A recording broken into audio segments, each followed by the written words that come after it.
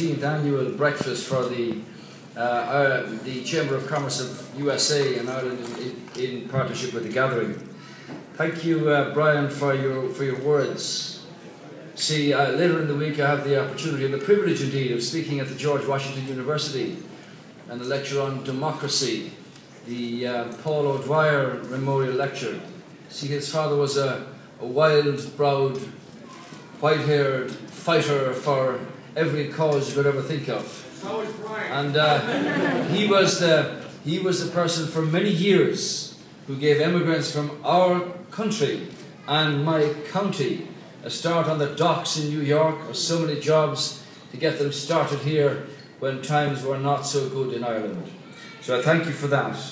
I'd like to say that it's a great privilege to have been down in Gracely Mansions this morning with Mayor Bloomberg. He does such a wonderful job in this city for his third term as mayor and for his understanding of the nature of the difficulties that our country faced, and yet the connections between Ireland and the United States, which are so strong.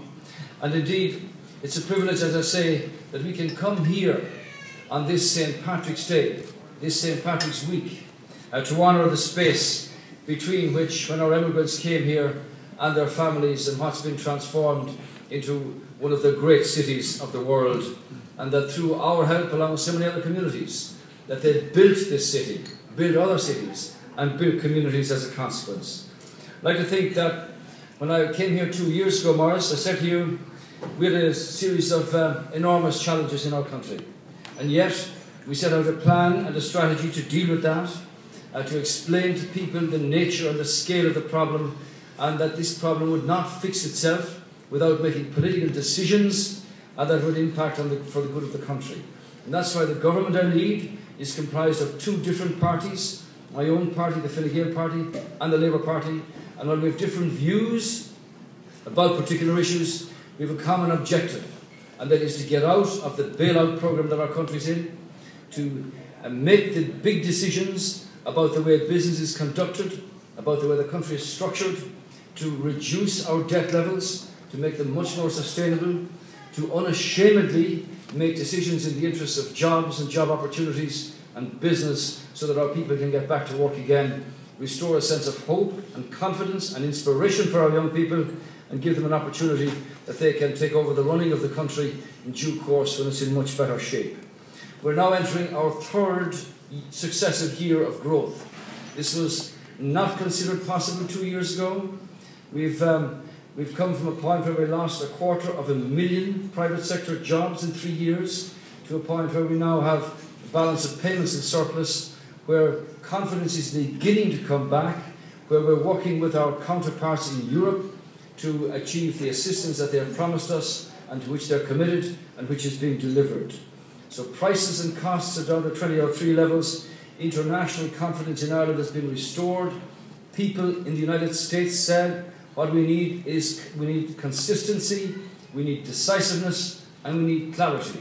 For that reason, those investors know that our corporate tax rates haven't changed and won't change, and that we offer the best demographics of any country in Europe, and we offer a pool of talent with technology and a track record that is second to none.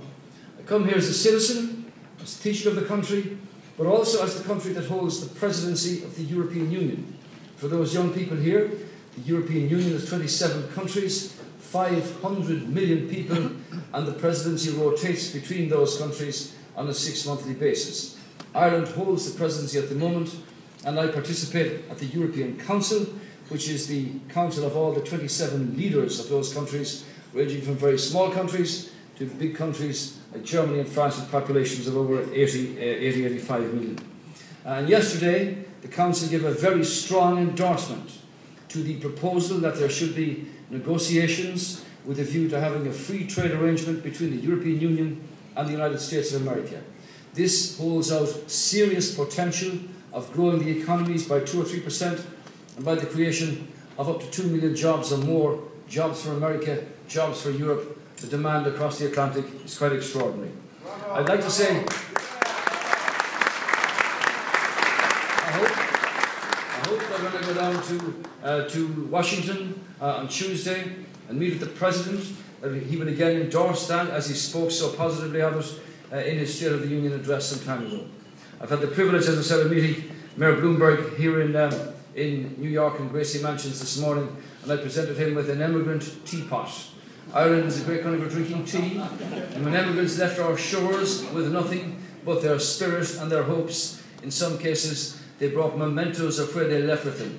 And one of those was a symbol of Irish hospitality and Irish sustenance, which was the emigrant's teapot.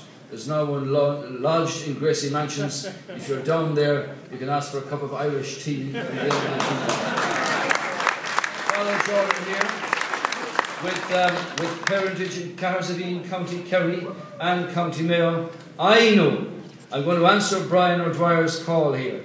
We have waited 62 years for an emigrant to come home to us. His name is Sam Maguire. It's the big trophy for the All-Ireland Football Championship. My county haven't won it in 62 years. I didn't come to ask Mayor Bloomberg for assistance for that. I'm not going to ask President Obama about it. I'm just going to do it by legislation in the Parliament of Ireland. Happy St. Patrick's Day. Enjoy yourselves. It's our privilege to be here with you. Great people, a great city, and a great country. God bless you all. Thank you.